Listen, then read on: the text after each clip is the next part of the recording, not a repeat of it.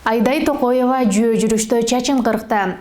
Ак үйдүн алдында жаңы конституциянын долбооруна каршы митинг өтүүдө. Финполдо иштеген 400дөй адам ишсиз калды. Өкмөт алардын маселесин чечүү үчүн комиссия түздү. Саламатсыздарбы, сиздер менен кайрадан айтмакчы программасы, аны мен Айперишенкулова алып барам. Айдай Токоева жүйө жүрүштө чачын кыркты. Кече 8 мартта Бишкекте аялдардын тилектештик маршы өттү. Акцияда аялдардын укуктары, гендердик теңчилик, зордук зомбулукка каршы ураандар чакырылды. Жүрүш бул ире тынч, эч бир чыр чатаксыз жыйынтыкталды. Без принуждения и насилия! Это любовь без принуждения и насилия! Жүрүш активист Айдай Токоеванын зомбулуктан каза болгон аялдарга арналган перформансы менен жыйынтыкталды. Айдай өрүлгөн чачын эл алдында кесип салды.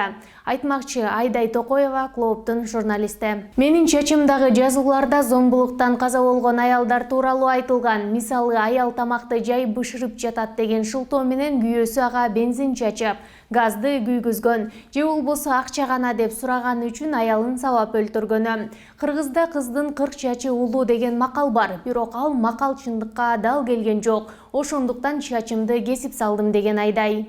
Можно сюда? Да, заберите. Это часть моего перформанса.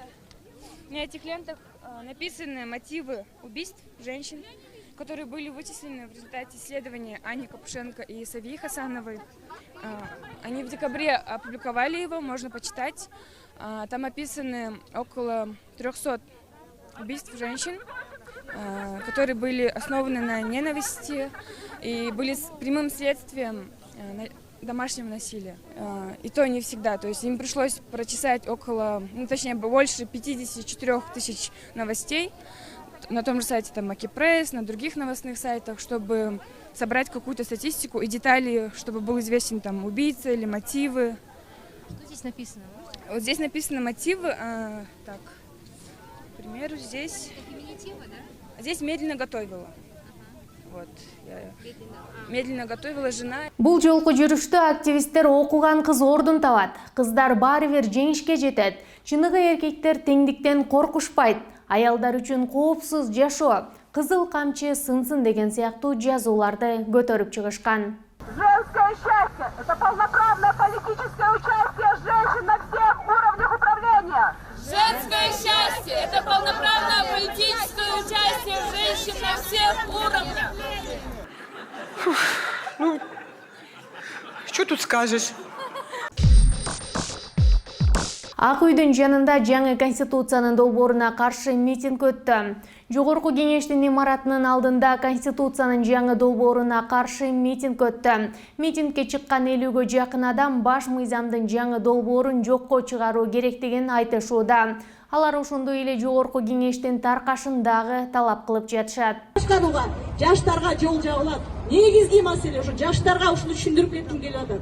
Анан дагы бир нерсе 2016-жылы Алмазбек Атамбаев баш мыйзамга өзгөртүү киргизип атканда ошондо жана күчүнө кире турган беренелерге жазып койгон.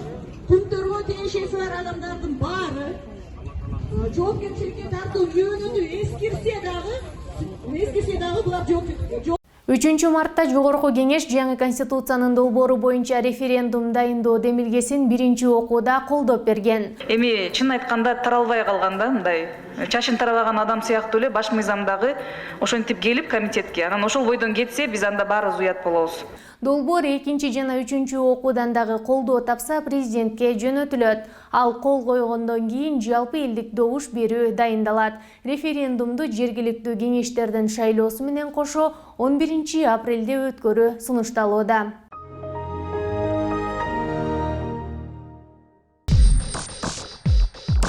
Финполдо иштеген 400дөй адам ишсиз калды. Өкмөт алардын маселесин чечүү үчүн комиссия түздү.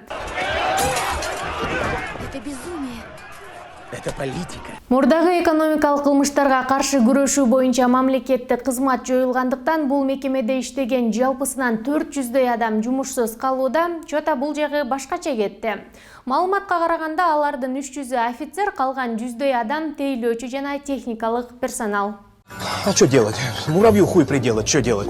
Өкмөттүн маалыматына караганда, аларды иштен бошотуу, тийиштүү кенемте акчасын төлөп берүү, окутуу жана кайра окутуу ишин атайын түзүлгөн жоюу комиссиясы жүргүзмөй болуп жатат.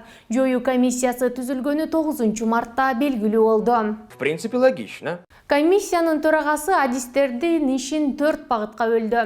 Биринчи топ экономикалык кылмыштар менен күрөшүү боюнча мамлекеттик кызматтын кызматкерлеринин мындан аркы тагдырын чечип жана 3 айлык маянанын өлчөмүндө кенемте төлөп берүү маселесин карайт. Поразительно. Экинчи топ ыкчам тергөө тобу болот. Комиссиянын бул топто иштеген мүчөлөрү ачылган кылмыш иштеринин материалдарын андан ары кимге берүү маселесин карайт. Анткени менен Финполдун милдеттерин аткара турган мамлекеттик орган аныктала элек. Үчүнчү топ Финполдун мүлкүнүн эсебин алып каттайт. Анын ичинде бухгалтериясын, орг техникаларын жана имараттарын да карашат. Төртүнчү топ уюштуруу жана укуктук маселелер боюнча иш алып барат. Тагыраагы кызматты жоюу иштерин документтештиришет.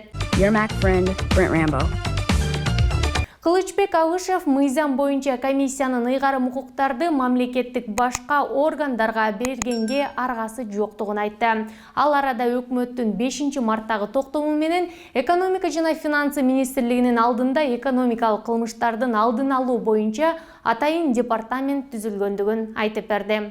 Но ведь бред, послушайте, что вы несете? Ушул жана башка жаңылыктарды биздин сайтыбыздан жана социалдык тармактардагы баракчаларыбыздан окуй аласыз. Дарегибиз bizon.kz.